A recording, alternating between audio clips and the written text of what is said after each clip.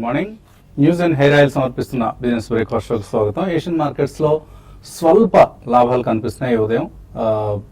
నికీ కావచ్చు are Hang Seng, ప్రధానంగా హ్యాంగ్సెంగ్లో కొంత ఎక్కువ ప్రాఫిట్స్ కనిపిస్తున్నాయి. అదర్ ఇండిసెస్ ఫ్లాట్గా లేదా స్వల్ప లాభాల్లో, 1-2 ఇండిసెస్ స్వల్ప నష్టాల్లో కూడా మనకు కనిపిస్తున్నాయి. ఎస్జెక్స్ నిఫ్టీ 8563 8 పాయింట్ల లాభంతో ట్రేడ్ అవుతోంది. And S&P 500 Nasdaq last night ఫ్లాట్గా ముగిశాయి. డౌ జోన్స్ మాత్రం 6th స్ట్రైట్ రికార్డ్ క్లోజ్ దగ్గర క్లోజ్ అయింది లాస్ట్ నైట్. ఏషియన్ మార్కెట్స్లో సో ఓకే ట్రేడ్ అనిపిస్తుంది ఈ ఉదయం. మేబీ ఒక స్లైట్లీ పాజిటివ్ ఓపెనింగ్ కోసం మన మార్కెట్స్ సిద్ధమవుతున్నాయి. ఇక వాల్యుయేషన్స్తో నిమిత్తం లేకుండా ఫిజికల్ స్టిమ్యులస్లు, మానిటరీ స్టిమ్యులస్లతో గ్లోబల్ మార్కెట్స్ పరుగులెడుతున్న సమయం ఇది. అది జపాన్ కావచ్చు, చైనా కావచ్చు, యూరోప్, బ్రిటన్, ఇలా అన్ని దేశాల్లోనూ ఏదో ఒక రూపేణ స్టిమ్యులస్లు అందుతూ ఉన్నాయి. లిక్విడిటీ డ్రివెన్ మార్కెట్స్ ఇవి. సో మార్కెట్స్లోకి డాలర్లు, యూరోలు, యెన్లు, యువాన్లు ఇవన్నీ కూడా విరివిగా ప్రవహిస్తూ మార్కెట్స్ని డ్రైవ్ చేస్తున్నాయి. సో ఇండియన్ మార్కెట్స్లో కూడా ఇదే పరిస్థితి. ఒక వాల్యుయేషన్స్ గేమ్ కాదు ఇది. This is only liquidity driven rally. So వాల్యుయేషన్స్తో నిమిత్తం లేకుండా, లిక్విడిటీ ఎప్పుడైతే మార్కెట్స్ని డ్రైవ్ చేస్తూ ఉంటుందో వాల్యుయేషన్స్కి అర్థం లేకుండా పోతుంది. సో అటువంటి పరిస్థితి మనం ఇప్పుడు ఇండియన్ మార్కెట్స్లో కూడా చూస్తున్నాం.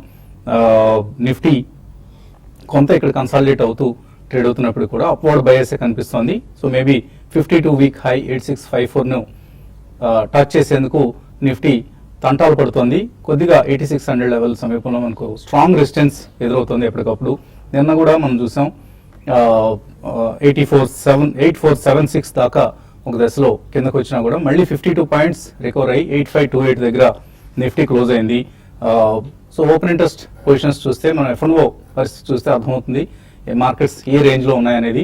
8600 కాల్స్లో ఎక్కువ ఓపెన్ ఇంట్రెస్ట్ ఉంది, అలాగే 8400 పుట్స్లో ఎక్కువ ఓపెన్ ఇంట్రెస్ట్ ఉంది. అంటే 8400 ఒక సపోర్ట్గా, అలాగే 8600 రెసిస్టెన్స్గా మనకి ఇక్కడ కనిపిస్తున్న పరిస్థితి.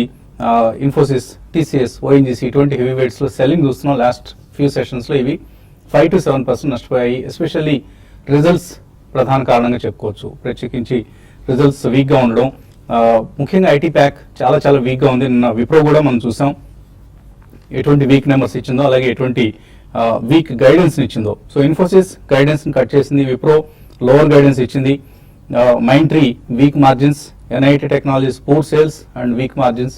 ఇలా ఐటీ ప్యాక్ మొత్తం యాజ్ ఎ ప్యాక్ డిసప్పాయింట్ చేస్తున్న సమయం. ఇదేదో ఒక కంపెనీ 2 కంపెనీలు డిసప్పాయింట్ చేయడం కాదు. All IT companies are posting poor results. ఇవాళ కూడా KPIT టెక్నాలజీస్ రిజల్ట్స్ ఉన్నాయి. ఎలా ఉంటాయన్నది ఊహించుకోవాల్సిన అవసరం లేదు. అండ్ విప్రో ఇప్పుడు బైబ్యాక్ గురించి కూడా మాట్లాడుతుంది. అంటే షేర్ ప్రైస్ని నిలబెట్టుకోవాల్సిన దుస్థితికి ఐటీ కంపెనీస్ పరిస్థితి వచ్చింది ఇప్పుడు. మేబీ ఐటీఈస్ ఇంకా ఇప్పట్లో ఇది ఒక ఫేవరెట్ థీమ్ అయితే కాదు స్టాక్ మార్కెట్స్ సంబంధించి. మేబీ చాలా సమయం పడుతుంది, కనీసం 2 క్వార్టర్లు, 3 క్వార్టర్స్ ఆర్ మేబీ 4 క్వార్టర్స్. అలాగే ఇంత ముందు ఉన్న వాల్యుయేషన్స్ కూడా ఐటీ ఇండస్ట్రీ అందుకోలేదు. సో ప్రస్తుతానికి for the time being avoid IT stocks. Maybe తర్వాత పరిస్థితి మళ్ళీ మారినప్పుడు మనం ఐటీ స్టాక్స్ వైపు దృష్టి సారించవచ్చు. ఈలోగా ఫైనాన్షియల్ స్టాక్స్ లీడ్ చేస్తున్నాయి. ICICI బ్యాంక్ లాస్ట్ 10 డేస్గా మనం చూస్తున్నాం డెలివరీ బేస్డ్ బయింగ్ చాలా చాలా స్ట్రాంగ్గా కనిపిస్తుంది. అండ్ కొద్దిగా మీడియన్ వాల్యుయేషన్స్ కంటే నిఫ్టీ స్టాక్స్లో ఎక్కువ భాగం ఇప్పుడు మీడియన్ వాల్యుయేషన్స్ కంటే ఎక్కువ వాల్యుయేషన్స్ దగ్గర ట్రేడ్ అవుతున్నాయి. ICICI ఒకటే కొంత మినహాయింపు దీనికి టాప్ రంగ్ స్టాక్స్లో. సో ICICI బ్యాంక్లో అందుకనే డెలివరీ బేస్డ్ బయింగ్ కూడా మనం చూస్తున్నాం. ఎందుకంటే HDFC బ్యాంక్, HDFC అలాగే ICICI ఈ 3 బ్యాంక్స్, ఈ 3 ఇన్స్టిట్యూషన్స్ పరిస్థితి చూస్తే మనకు price to book value HDFC బ్యాంక్ది ప్రస్తుతం 3.6 times ఉంది, అలాగే HDFCలో 5.8 times ఉంది, ICICIలో 1.6 times ఉంది. కాబట్టి ఇక్కడ కొంత వాల్యుయేషన్ గ్యాప్ను ICICI కౌంటర్ పూడ్చుకునే ప్రయత్నం చేస్తుంది. అలాగే FIS బయింగ్ కొనసాగుతుంది. లాస్ట్ వీక్ 3800 crores వర్త్ స్టాక్స్ని వాళ్ళు ఓన్లీ క్యాష్ మార్కెట్స్లో కొనడం చూసాం. ఈ వారం కూడా ఆల్మోస్ట్ 1200 crores, అంటే మొత్తం మీద లాస్ట్ 10 డేస్లో 5000 crores వాళ్ళు ఇన్వెస్ట్ చేసిన పరిస్థితి. సో మేబీ ఈ పరిస్థితి ఇంకా కొనసాగే అవకాశాలు కూడా ఉన్నాయి FIL పరంగా చూస్తే. బట్ డొమెస్టిక్ ఇన్స్టిట్యూషనల్ ఇన్వెస్టర్స్ వాళ్ళకున్న రిడెంప్షన్స్ ప్రెషర్ కావచ్చు, లేదా కొంత ప్రాఫిట్ బుకింగ్ కూడా కొంత కారణం కావచ్చు. ఎందుకంటే లాస్ట్ మే అండ్ జూన్లో వాళ్ళు అగ్రెసివ్గా బై చేశారు మార్కెట్స్ పడుతున్నప్పుడు. రెక్సిట్ టైంలో అలాగే ఇతర పీనోట్స్ ఇష్యూ వచ్చినప్పుడు, ఇలా రకరకాల వివాదాల కారణంగా మార్కెట్స్ తగ్గినప్పుడల్లా DIS కొన్నారు. సో ఇటువంటి పరిస్థితుల్లో వాళ్ళు ప్రాఫిట్స్ బుక్ చేసుకోవడంలో ఎటువంటి ఆశ్చర్యం లేదు. మేబీ ఈ రెండు ఇన్స్టిట్యూషన్స్ మధ్య ప్రవర్తన వైరుధ్యంగా ఉండడానికి ప్రధాన కారణం ఇదే. ఇంకా ఒక ఐపీఓ ఇవాళ ఓపెన్ అవుతుంది, అడ్వాన్స్డ్ ఎంజైమ్స్. ఈ ఇష్యూ స్ట్రాంగ్ ఇష్యూ, చాలా తక్కువ చిన్న ఇష్యూ కూడా. సుమారుగా 40 లక్షల షేర్లు మార్కెట్లోకి వస్తున్నాయి. 880 నుంచి 896 రూపాయల ప్రైస్ పాయింట్తో second largest player in India enzymes తయారీలో. హెల్త్ కేర్ అండ్ న్యూట్రిషన్లో వాడే ఎంజైమ్స్, రకరకాల ఎంజైమ్స్ను బయో ప్రాసెసింగ్లో, ఫుడ్ అండ్ నాన్ ఫుడ్ ఇటువంటి ఇండస్ట్రీస్లో వాడే ఎంజైమ్స్ను తయారు చేసే కంపెనీ ఇది. చాలా మంచి బిజినెస్ ప్రాస్పెక్ట్స్ ఉన్నాయి, చాలా లిమిటెడ్ కాంపిటీషన్ ఉండే రంగం ఇది. ఈ కంపెనీ ఇందాక అంటున్నట్లుగా second largest player in India, వరల్డ్లో కూడా టాప్ 5లో టాప్ 6లో ఉన్న కంపెనీ ఇది. సో చాలా నిష్ ప్లే. ఇటువంటి కంపెనీస్ ఏవి కూడా మనకి లిస్టెడ్ స్పేస్లో లేవు ఇండియాలో. సో చాలా చక్కటి వాల్యుయేషన్ వచ్చే కంపెనీ కాబట్టి తప్పకుండా అప్లై చేయండి. అదృష్టవశాత్తు షేర్లు ఎలాటైతే మంచి రేట్కి తర్వాత అమ్ముకోవచ్చు కూడా. సో మార్కెట్స్ పరిస్థితి గురించి మాట్లాడేందుకు కొంత అనలిస్ట్ సిద్ధంగా ఉన్నారు. సో ఎటువంటి ట్రెండ్ మీరు ఊహిస్తున్నారు? మార్కెట్స్ ఎప్పటికప్పుడు లోవర్ లెవెల్స్ టచ్ చేసినా కూడా కిందకి వెళ్ళడానికి అయితే ఎటువంటి సుముఖత చూపడం లేదు, పైకి వెళ్ళడానికే ఎక్కువ ఇంట్రెస్ట్ చూపిస్తున్నట్లు కనిపిస్తుంది. సో ఎటువంటి రిజల్ట్స్ పరంగా ఇప్పటిదాకా వచ్చిన ట్రెండ్స్ బట్టి చూస్తే ఎటువంటి బయింగ్ ఆపర్చునిటీస్ కనిపిస్తున్నాయి? Majority only IT pack complete disappointment అని చెప్పాలండి. సో ఐటీ ప్యాక్ పక్కన బట్టి మ్యానుఫ్యాక్చరింగ్ లో ఇప్పటిదాకా వచ్చిన రిజల్ట్స్ మనకి స్వల్పంగా బాగానే ఉన్నాయని చెప్పొచ్చు. రిలయన్స్ కానివ్వండి, అల్ట్రాటెక్ కానివ్వండి. అల్ట్రాటెక్ వాళ్ళు కూడా ఆల్మోస్ట్ 7% గ్రోత్ ఉంటుంది ఈ ఇయర్ అని చెప్పారు. So I think cement industry, construction, vehicles, automobile ancillaries, banking and non banking financial services companies, ఇటువంటి థీమ్స్ న్యూగా కొత్తగా ఫోరీలోకి వస్తున్నాయి. So I think it's going to be non IT and non pharma. ఇంకా pharma కూడా consolidation phase లోనే ఉందని చెప్పాలి. దో FDA problems అనేది కొద్దిగా పక్కన పెడితే డెఫినెట్లీ ఈ కన్సాలిడేషన్ జోన్ నుంచి బయటికి రావాలి. So I think beyond these two, majority of the other sectors, manufacturing and financial themes అనేది they will come in to fore. So market లో ఇది ఒక పాజ్ ఆర్ బ్రీదర్ లాగానే చెప్పాలండి. బట్ ఇక్కడ నుంచి మళ్ళీ సడన్ గా స్పర్ట్స్ అనేవి అంత ఫాస్ట్ గా మేబీ 500 to 600 పాయింట్స్ గ్రోత్ అనేది గ్రాడ్యువల్ గా వస్తుంది as we enter into the festival season. So మనకి క్వార్టర్ ఎండింగ్ రిజల్ట్స్ దాకా మాత్రం ఏ మాత్రం కన్సాలిడేషన్ వచ్చినా, ఎస్పెషల్లీ ఇందాక చెప్పుకున్న థీమ్స్ లో మాత్రం at every decline one should buy stocks, because domestic consumption అనేది మళ్ళీ it will come in to lime light. So ఈ కారణం వలన డొమెస్టిక్ కన్స్యూమర్ డ్యూరబుల్స్ కానివ్వండి, ఫైనాన్స్ కంపెనీస్ కానివ్వండి, non banking financial services companies కానీ, అండ్ ఆల్సో కొన్ని మనకి ఒక థిమాటిక్ బేస్ మొన్న రీసెంట్లీ చూసాం మనం. ఎస్ఆర్ఎఫ్ ఇండస్ట్రీస్ కి ఇంపోర్టెడ్ రెఫ్రిజిరెంట్ గ్యాస్ ఇటువంటి దాని మీద ఆంక్షలు పెట్టారు అండ్ ట్యాక్సెస్ విధించారు, చైనా నుంచి వచ్చాయి. సో స్పెషాలిటీ ఫైన్ కెమికల్స్ ఇటువంటివి కూడా they will be in to lime light. Agrochemicals will again be another story అండి. ఎందుకంటే సీడ్స్ ఫస్ట్ క్వార్టర్ రిజల్ట్స్ వచ్చిన తర్వాత ఐ థింక్ కొద్దిగా నిస్తేజంగా ఉంటాయి. సో ఇటువంటి థీమ్స్ లో ఎక్కడైనా కరెక్షన్ వచ్చినప్పుడు డెఫినెట్లీ బై చేయమని చెప్తాను. Overall market is strong, it's taking a Praj and probably కొద్దిగా కన్సాలిడేషన్ అనేది ప్రొలాంగ్ అవ్వచ్చు time wise. But otherwise underline theme is very strong, trajectory is positive. కాబట్టి ఎవ్రీ డిక్లైన్ లో కొనుక్కోమని చెప్తాను. సో ఇటువంటి ట్రేడింగ్ ఐడియాస్ ఇస్తారు ఇవాళ? Problem Nifty trading chart patterns చూస్తే కనుక I think last 6 days trading pattern చూస్తే కనుక it's only trading between about 8470 and 8590, అంటే 100 పాయింట్స్ రేంజ్ కి ఇది పరిమితం అయింది. సో మనం బ్రేక్అవుట్స్ కోసం డెఫినెట్ గా వెయిట్ చేయాలి. ఎందుకంటే లాస్ట్ 4 to 5 days గా ఏవైతే చార్ట్ ఫార్మేషన్స్ ఉన్నాయో ప్రాబ్లీ అన్సర్టనిటీ అనేది ఎక్కువ కనిపిస్తుంది మనకి. లాస్ట్ 2-3 days బ్యాక్ మనకి ఒక డోజీ ఫార్మ్ అవటం చూసాం, అగైన్ నేను ఒక హ్యామర్ ఫార్మ్ అవటం చూసాం. సో దీన్ని బట్టి ఏంటంటే ఐ థింక్ బ్రేక్అవుట్ కోసం చూసే మనం ఫ్రెష్ లాంగ్ పొజిషన్స్ తీసుకోవాలి. సో లాంగ్ సైడ్ ఎప్పుడైతే 8594 దాని అబౌవ్ క్లోజ్ అవుతుందో అట్లీస్ట్ 1 day క్లోజ్ అవుతే కనుక లాంగ్ పొజిషన్స్ తీసుకోవచ్చు విత్ 30 or 40 స్టాప్ లాస్. అదేవిధంగా 6 day లో ఏదైతే ఉందో 8493 దాని కింద క్లోజ్ అవుతే కనుక 8479 దాని కింద క్లోజ్ అవుతేనే ప్రాబ్లీ ఫ్రెష్ షార్ట్స్ అనేది క్రియేట్ చేయొచ్చు. అదర్వైజ్ ఈ 100 points లో దెర్ ఇస్ నో ట్రేడ్ అని చెప్పొచ్చు. మేబీ బ్రేక్అవుట్స్ వచ్చినప్పుడు ఈసారి ఐ థింక్ కొద్దిగా అగ్రెసివ్ గా ఉండే ఛాన్సే ఎక్కువ ఉంది. మేబీ 8654 ఒక కీ రెసిస్టెన్స్ ఉంది, దాన్ని కూడా సర్పాస్ చేసి నెక్స్ట్ లెవెల్ ఏదైతే 8844 ఉందో అక్కడ దాకా కూడా వెళ్ళే ఛాన్స్ ఉంది. సో ఈ లోపల కొద్ది కన్సాలిడేషన్ అయ్యి మేబీ కొద్ది కరెక్ట్ అయ్యి మార్కెట్ పైకి వెళ్తుందని అనిపిస్తుంది. 8342 అనేది 20-day మూవింగ్ యావరేజ్. సో అది కూడా గ్రాడ్యువల్ గా అప్ మూవ్ రావడం చూస్తున్నాం ఆ చార్ట్ లో ఆ బార్ ఏదైతే ఉందో. So definitely I think 2 or 3 price points లో బై ఆన్ డిప్స్ గానే మార్కెట్ చెప్పుకోవచ్చు medium to short term players ఎవరైతే ఉంటారో. అదేవిధంగా బ్యాంక్ నిఫ్టీ చూస్తే కనుక నేను ఒక డోజీ ఫార్మేషన్ చూసాం.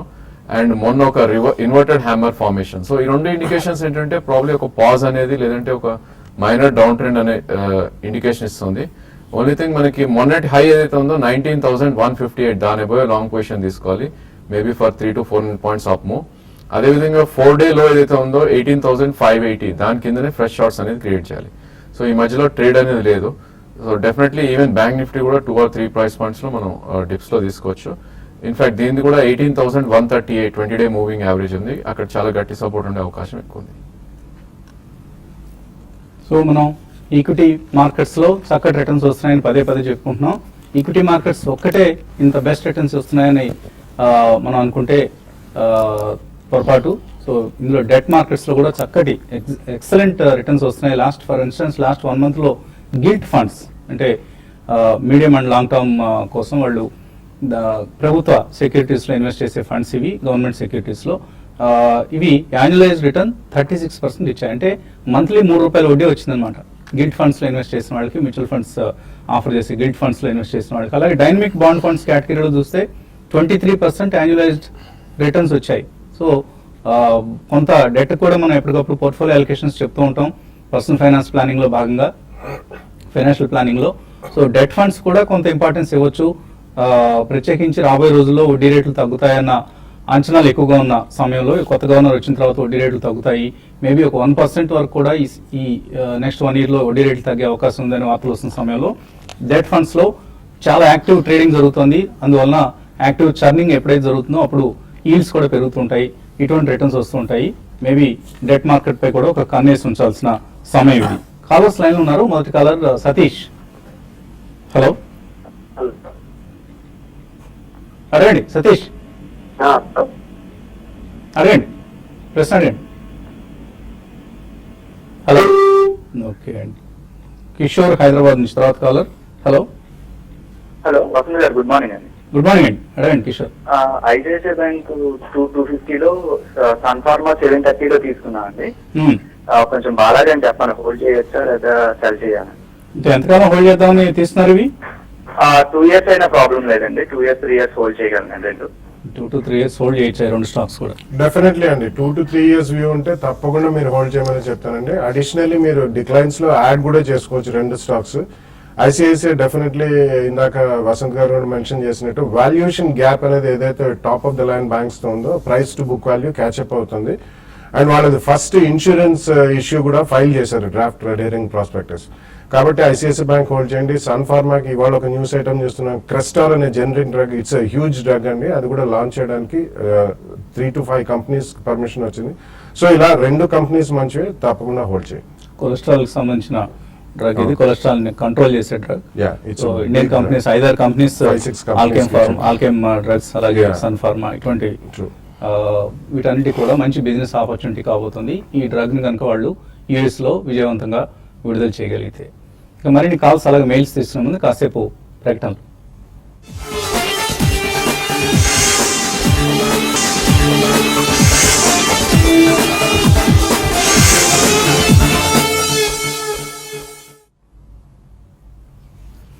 న్యూస్ అండ్ హెయిర్ ఆయిల్ సమర్పిస్తున్న బిజినెస్ బ్రేక్ఫాస్ట్ తిరిగి స్వాగతం. ఎస్ఎక్స్ నిఫ్టీ 8569 దగ్గర 14 పాయింట్ల లాభంతో ట్రేడ్ అవుతోంది. సో ఒక స్లైట్లీ పాజిటివ్ ఓపెనింగ్ కోసం మార్కెట్స్ సిద్ధమవుతున్నాయి. అలాగే ఇందాకే అనుకున్నాం మనం కొలెస్ట్రాల్ డ్రగ్ సంబంధించిన విడుదల కోసం అక్కడ యుఎస్లో కోర్ట్ పర్మిట్ చేసింది. అక్కడ పేటెంట్ ఆఫ్ పేటెంట్ కావడంతో ఇండియన్ ఫార్మాస్యూటికల్ కంపెనీస్కి ఇది ఒక మంచి ఆపర్చునిటీ అని. సో దీనికి సంబంధించి గ్లెన్మార్క్ ఫార్మా కూడా ఇందులో ఈ రేస్లో ఉంది. గ్లెన్మార్క్తో పాటు టొరెంట్ ఫార్మా, ఆల్కెమ్ డ్రగ్స్, అలాగే సన్ ఫార్మా, ఇటువంటి కంపెనీస్ అన్ని కూడా ఈ క్రెస్టర్ అనే జనరిక్ వెర్షన్ను యుఎస్లో విడుదల చేసేందుకు సిద్ధమవుతున్నాయి. మేబీ ఇవాళ ఫార్మా స్టాక్స్ ఈ అంశానికి సంబంధించి కొంత యాక్టివ్గా ట్రేడ్ అయ్యే అవకాశాలు కనిపిస్తున్నాయి. తర్వాత కాలర్ లైన్ ఉన్నారు హైదరాబాద్ నుంచి Mohan. Hello, good morning sir, Mohan అండి. ఓరియంటల్ బ్యాంక్ 120లో పర్చేజ్ చేశారండి. అది ఒక 6 months to 1 year అండి, ఎలా ఉంటుంది? ఓరియంటల్ బ్యాంక్ 120లో కొన్నారు, హోల్డ్ చేయొచ్చు ఇప్పుడు దాన్ని? యా, డెఫినెట్లీ హోల్డ్ అనే చెప్తానండి. Basically stock last 3 to 4 months లో ఆల్మోస్ట్ 80 నుంచి 127 వెళ్ళి ఇప్పుడు కన్సాలిడేషన్ స్టేజ్ లో ఉంది. సో మార్కెట్ కరెక్ట్ అవుతే ఇది ఇంకా ఫర్దర్ కరెక్ట్ అయ్యి మేబీ 100 నుంచి 95 మధ్య దాకా కూడా రావచ్చు. ఇన్ఫాక్ట్ అక్కడ మీరు యాడ్ చేయొచ్చు with 88 as stop loss. 6 months to 1 year అంటున్నారు కాబట్టి మేబీ 157 నుంచి 165 మధ్యలో వెళ్ళే ఛాన్స్ ఉంది. అక్కడ మీరు ప్రాఫిట్స్ బుక్ చేసుకోవచ్చు. సో నిన్న ప్రభుత్వం 23,000 crores రీక్యాపిటలైజ్ చేస్తున్నట్లుగా 13 PSU బ్యాంక్స్ కి రీక్యాపిటలైజ్ చేస్తున్నట్లుగా అంటే ఫ్రెష్ క్యాపిటల్ వాటికి అందించున్నట్లుగా ప్రకటించింది. అందులో ఓరియంటల్ బ్యాంక్ పేరు లేదు, but still oriental bank also ఈ PSU బ్యాంక్ ర్యాలీలో పార్టిసిపేట్ చేస్తోంది. సో తప్పకుండా హోల్డ్ చేయండి. గోవిందరావు నెల్లూరు నుంచి తర్వాత కాలర్. హలో సార్ నమస్తే సార్. నమస్తే అండి. సార్ రిలయన్స్ క్యాపిటల్ 2008 నుంచి హోల్డ్ చేస్తున్నాం సార్. దాంట్లో ఎటువంటి మార్పు లేదు. దాని నుంచి వేరే దానికి షిఫ్ట్ అవ్వమంటాం సార్. సో తప్పకుండా మీరు స్విచ్ కాదగిన షేర్ ఇది రిలయన్స్ క్యాపిటల్. మీ సహనాన్ని, ఎక్కువ మంది షేర్ హోల్డర్స్ సహనాన్ని పరీక్షిస్తున్న స్టాక్ ఇది. ఏదైనా టెక్నికల్ మూవ్ కానీ ఆర్ ఫండమెంటల్ మూవ్ కానీ మీకు కనిపిస్తుందా సమీప భవిష్యత్తులో?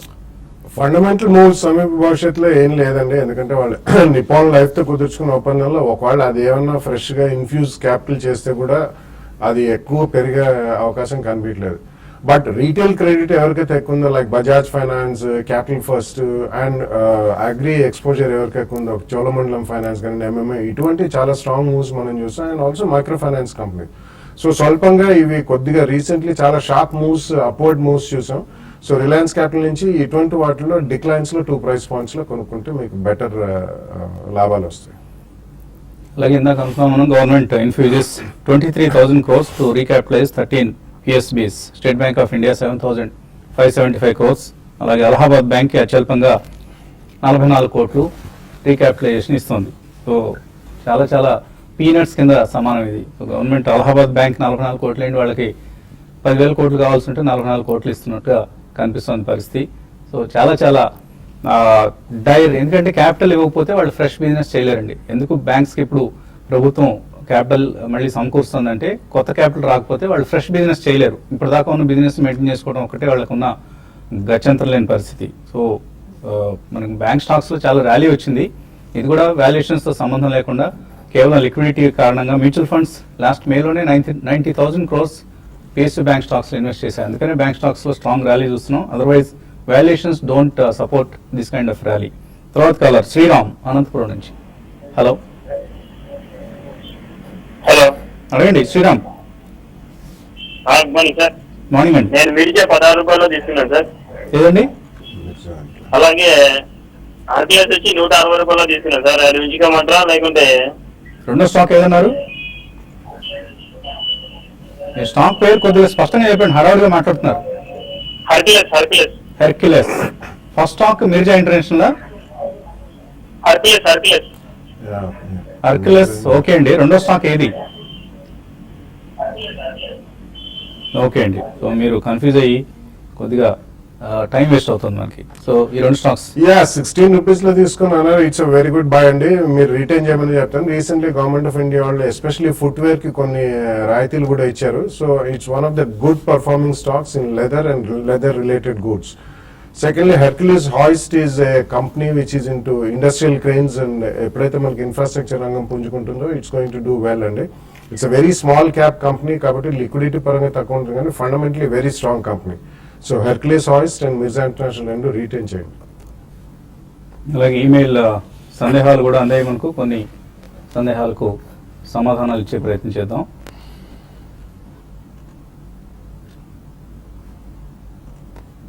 ఓకే, సో నెట్ చాలా చాలా స్లోగా కనిపిస్తుంది.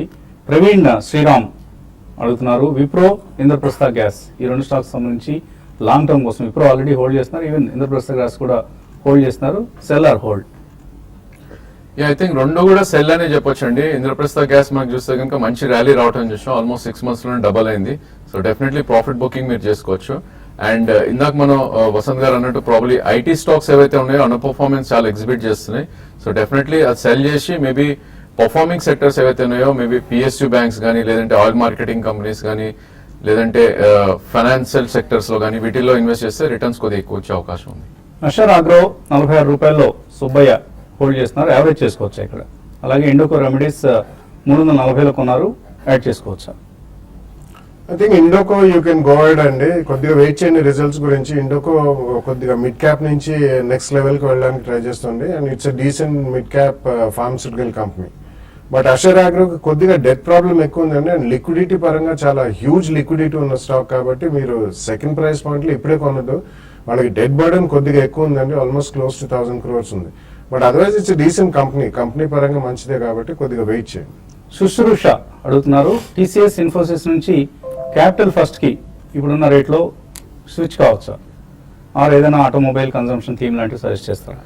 Yeah definitely I think higher highs ఏవైతే స్టాక్స్ పర్ఫామ్ చేస్తున్నారో వాటిలో షిఫ్ట్ అవ్వచ్చు అండి. ఐ థింక్ మీ idea is very good. In fact capital first చూస్తే కనుక నెక్స్ట్ మీనింగ్ఫుల్ రెసిస్టెన్స్ అనేది 755 లో ఉంది. సో ప్రాబ్లీ ఈ స్టాక్ ఆల్రెడీ 3 months లో డబుల్ అయింది కాబట్టి 2 or 3 ప్రైస్ పాయింట్స్ లో మీరు ఎంటర్ అండి. అదేవిధంగా ఆటోమొబైల్ స్పేస్ లో ప్రికాల్ మనకి బ్రేక్అవుట్ రావడం చేసి అరౌండ్ 70లో, కరెంట్ ప్రైస్ 95 ఉంది. ఈవెన్ అది కూడా 1 to 2 ప్రైస్ పాయింట్స్ లో మీరు తీసుకోవచ్చు. ఈ రెండిట్లో 30 to 50% నెక్స్ట్ 1.5 year వచ్చే ఛాన్స్ ఉంది. శ్రీదేవి హైదరాబాద్ నుంచి flex foods medium to long term కోసం తీస్తున్నాం అనుకుంటున్నారు, కొనొచ్చా ఈ company? It's a small cap company అండి, definitely I think you can buy it. But liquidity కొంచెం తక్కువ ఉంటుంది అండ్ క్వార్టర్లీ రిజల్ట్స్ కొద్దిగా పర్ఫార్మెన్స్ ఏదైనా తేడా వచ్చినప్పుడు మాత్రం షార్ప్ సెల్లింగ్ గురవుతుంది. But otherwise it's decent company. ఒక 2 ప్రైస్ పాయింట్స్ లో అయితే 10 to 15% కరెక్షన్ కొనుక్కోండి. ఇనుగంటి వెంకయ్య అడుగుతున్నారు, బ్రిటానియా కొన్నారు 2820లో 100 shares తీస్తున్నారు, హోల్డ్ చేయొచ్చా అమ్మేసుకోవచ్చా? I think Britannia HUL and ఐటీసీతో కంపేర్ చేస్తే కొద్దిగా అండర్ పర్ఫార్మెన్స్ ఎగ్జిబిట్ చేస్తుంది. ఏమాత్రం చిన్న ర్యాలీ వచ్చేది 200-day మూవింగ్ యావరేజ్ వస్తే కనుక ఎగ్జిట్ అవ్వమని చెప్తాను. మేబీ అదే స్పేస్ లో ఉండంటే లీవర్ కొద్దిగా బెటర్ గా పర్ఫార్మ్ చేస్తుంది. Srikanth Reddy, earnings gain from stocks income tax లో చూపించాల్సిన అవసరం ఉందా? డెఫినెట్లీ అండి, ఎర్నింగ్స్ గెయిన్ ఫ్రమ్ స్టాక్స్ అంటే మీకు లాంగ్ టర్మ్ క్యాపిటల్ గెయిన్స్ అయినా, షార్ట్ టర్మ్ అయినా, or even speculative gains in FnO అయినా తప్పకుండా ఇన్కమ్ ట్యాక్స్ లో డిక్లేర్ చేస్తేనే బెటర్ అండి. ఆర్ఈసీ 180 రూపాయల్లో కొన్నారు, రంగనాథ్ ప్రాఫిట్ లో ఉన్నారు, ఇప్పుడు 220 అయింది, మంచి స్టాక్ అయినా 1 month కోసం హోల్డ్ చేయొచ్చా? యా డెఫినెట్లీ హోల్డ్ చేయొచ్చు అండి. కరెంట్ ప్రైస్ అరౌండ్ 197 ఉంది, మేబీ 221, 222 దాకా వెళ్ళే ఛాన్స్ ఎక్కువ ఉంది. సో మీరు డెఫినెట్ గా హోల్డ్ చేయండి. బట్ మీరు ట్రైలింగ్ స్టాప్ అనేది మీ కాస్ట్ ప్రైస్ దగ్గర పెట్టుకోండి. నగేష్ పువ్వాల అడుగుతున్నారు, హెచ్ఈజీ, ప్రికాల్, గ్రీవ్స్ కాటన్ ఈ 3 కూడా లాంగ్ టర్మ్ కోసం తీసుకోవచ్చు ఇక్కడ?